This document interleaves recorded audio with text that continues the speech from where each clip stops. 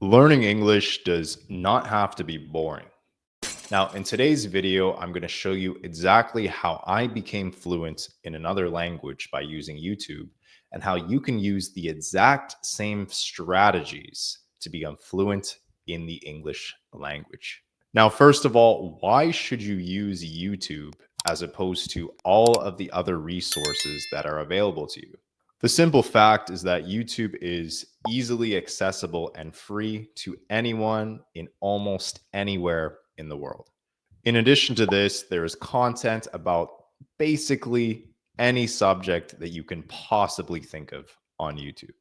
And even more so than all of the other platforms and resources that you can use, YouTube has an algorithm that is really good at feeding you content that is really relevant to your particular lifestyle and suits all of your specific interests. Now, this may sound basic, but it's actually incredibly important that you consume content that is specifically tailored to your lifestyle and your interests. You want to consume English media that you can actually learn, observe, and then apply in real life situations and real life conversations with other native English speakers, such as myself. This leads to the first thing that you need to do, which is you need to choose content wisely.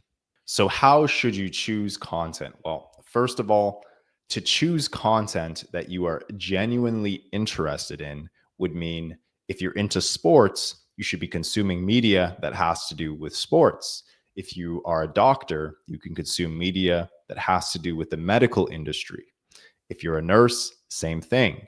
You get the picture. This may seem simple, but most of you guys always make a very common mistake that I see over and over and over again. That mistake is a lot of you guys consume English media and English content that is way too advanced for your current level of English. So, no matter what you listen to, you need to make sure that you do not consume media that is too advanced for your current level of English. Now, some of you may be wondering, how can I tell which piece of media suits my current level of English? How can I know if the video that I'm watching is for people at the A1 level of English? Or how can I know that the YouTube video I'm watching is for people at the B2 level of English? Well, simply put, there is a general rule of thumb, which is you should be able to understand approximately 80% of everything that is being said in the video that you are consuming. If you can understand around 80% of everything that's being said, then I would say you're watching or consuming a video that is around your current level of English.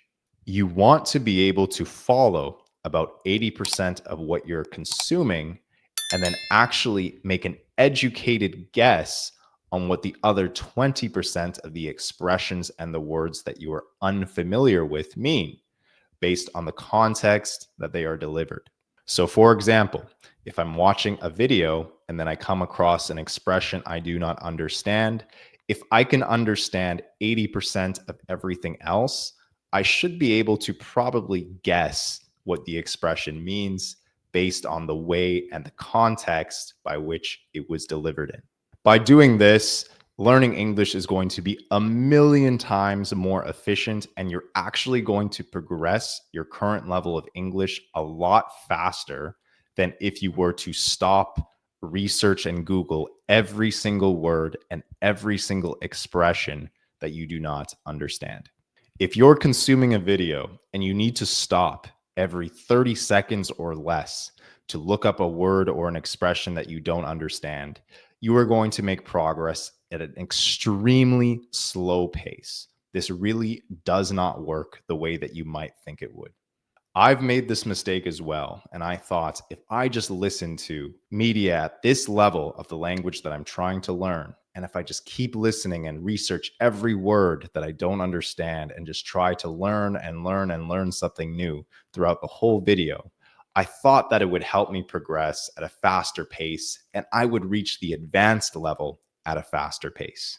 But in reality, you're not going to be able to retain all of those new words and expressions that you learn and you're not going to have a full understanding of the figure of speech in the English language and how those words and expressions are actually used in proper context. Now, when you're also choosing content, especially to consume online on a platform like YouTube, you want to consume content that has English subtitles, especially if you are at the A1 to B2 levels of English. Now, if you're at the B2 level of English or above, you should challenge yourself sometimes by taking the subtitles off and seeing if you can still understand about 80% of everything that is being said. Because in reality, when you come into real life interactions with native speakers like me, there are not going to be subtitles floating above my head to save you from misunderstanding how I pronounce something. So if you're at the beginner or pre-intermediate levels of English, I do understand that subtitles can be a really efficient tool to help you learn, but do challenge yourself sometimes by taking them off, and it will help you become a more active listener.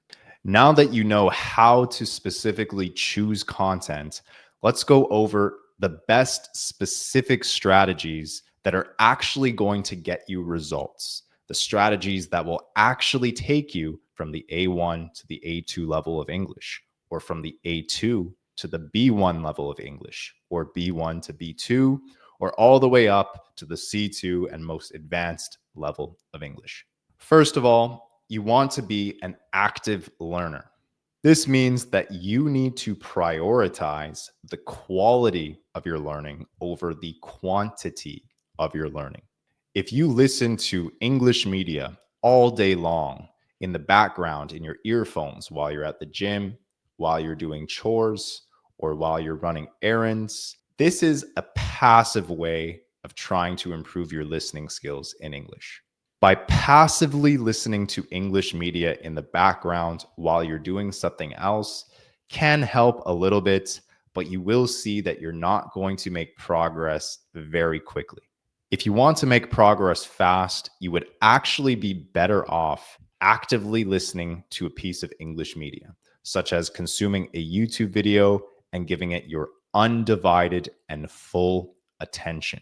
By actively practicing your listening skills like this, you will make progress a lot faster than passively learning.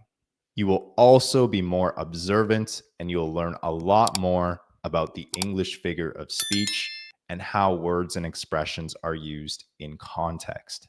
Now, another part of being an active learner and not a passive learner is by implementing the shadowing technique. This is another extremely common mistake that I see English learners make over and over again. And then they send me a message on Instagram saying, I can understand English really well. I'm really good at practicing my listening skills, but I still cannot speak. When I come into real life interactions with native English speakers, I cannot speak. I cannot articulate myself. I cannot express myself in a fluent way. And honestly, the reason why this keeps happening is so simple. It's incredibly simple. And that is because you do not practice speaking enough.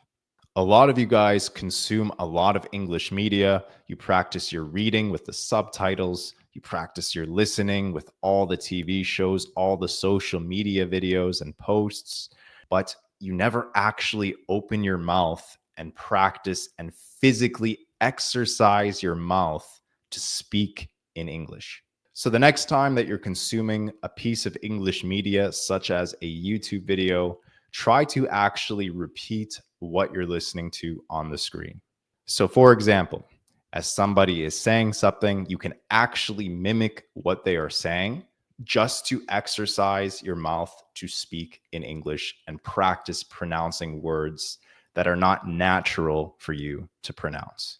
This may seem like a very small thing to do, but it actually makes the entire difference between someone who can naturally speak English and someone who cannot naturally express themselves in English. Another effective strategy to actually engage your English skills would be engaging in English media online whenever you have the opportunity. This could mean responding to comments in English on English videos. This could also mean messaging people in English on different applications. And there are actually language exchange applications out there for free that are specifically made for you to go out and test and practice your English skills when it comes to texting and typing and even speaking. HelloTalk is a language exchange app that I have used in the past. That is one of many different other ones as well. You can find a ton of free ones out there on the internet. As we discussed a little bit earlier, you also need to choose your content extremely intentionally. You want to make sure that your YouTube algorithm and even your Instagram or other social media algorithm is full of English content. If you need to create a new Instagram account or a new YouTube account, just to make sure that all your content is in English on that particular account, create the second account and flood your feed only with English media to help immerse yourself. And when it comes to choosing your content intentionally, this leads to the last step, which is mixing up the type of media that you're consuming with the recommended styles of English media. Now, the English content you should be consuming on an application like YouTube could be broken down into 3 different types of videos. There is content for education, like this video that you're watching right now. There is content for entertainment, which is videos that you might find funny, or action movies or TV shows. And then there is content that is relevant specifically to your lifestyle. So, as we discussed earlier, if you're interested in sports, you should be consuming media about sports. If you're interested in flying kites, then you should consume media that has to do with flying kites. If you're interested in nature, consume media that has to do with nature. Now, when it comes to content for education, it's pretty self-explanatory. This is content that you use to actually learn how to do something, kind of like this video teaching you how to improve your English skills effectively in English. And then when it comes to content for entertainment, you need to be careful with this one. You might be better off listening to content for entertainment in the form of podcasts, rants, or maybe even comedy. But when it comes to TV shows and movies that are very dramatic, they usually use a lot of words and expressions that are not commonly used in real life. This is okay to consume if you want to entertain yourself, but just keep in mind some of these expressions and some of these words that are used in these TV shows and movies are almost never used in real life.